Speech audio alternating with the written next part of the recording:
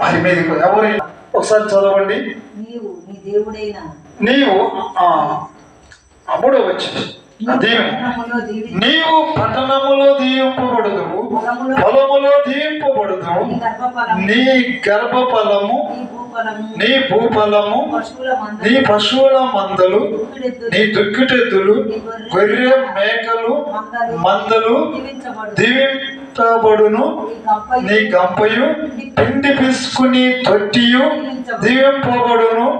నీవు లోపలికి వచ్చినప్పుడు దీవింపబడుదువు, ఎలుపులకి వెళ్ళినప్పుడు దీవింపబడుదువు. నీ మీద పడు నీ శత్రువులను యెహోవా నీ ఎదుట హతమగునట్లు చేయును. వారు ఒక త్రోవను నీ మీదికి బయలుదేరి వచ్చి 7 త్రోవల నీ ఎదుట నుండి పారిపోవుదురు. హల్లెలూయా. ఈ దీవెనలన్నీ రావాలంటే వినాలా, శ్రద్ధగా వినాలా, విన్నదాన్ని అనుసరించకుండా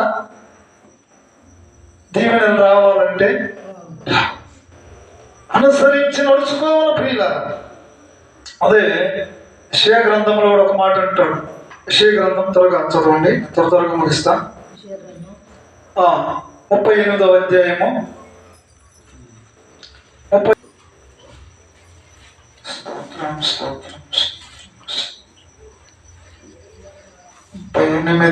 నెరవేర్చును నాకు కలిగిన వ్యాకులమును నడుచుకొందును. హల్లెలూయా. నాకు వచ్చినటువంటి వ్యాకులమును బట్టి నా సంవత్సరములన్నీ ఎలాట మెల్లగా నడుచుకుందని అంటున్నాడు భక్తుడు ప్రియుల. కాబట్టి క్రీస్తునందు ప్రియులారా, మరి ఇక్కడ అంటున్నాడు, ఆయన నాకు మాట ఇచ్చును, ఆయనే నెరవేర్చును. హల్లెలూయా. ఆయన మాట ఇచ్చాడు, నెరవేరుస్తాడు. ఏమని మాట ఇచ్చాడు? ఈ దీవెనలన్నీ నీ మీదికి వస్తాయి. ఆయన మాట ఇచ్చాడు, దీవిస్తానని. ఎప్పుడు ఇస్తాడు?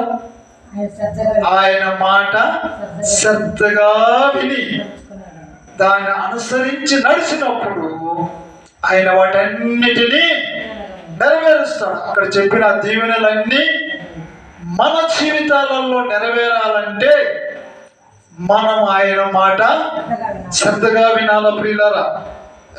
హేబేలు గ్రంథంలో కూడా ఒక మాట అంటాడు చూడండి. హేబేలు గ్రంథం 2వ అధ్యాయం 24వ వచనం.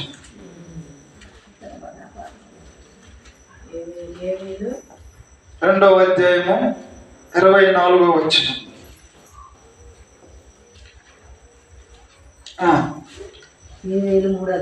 రెండవ అధ్యాయము పేజీ నెంబరు 753.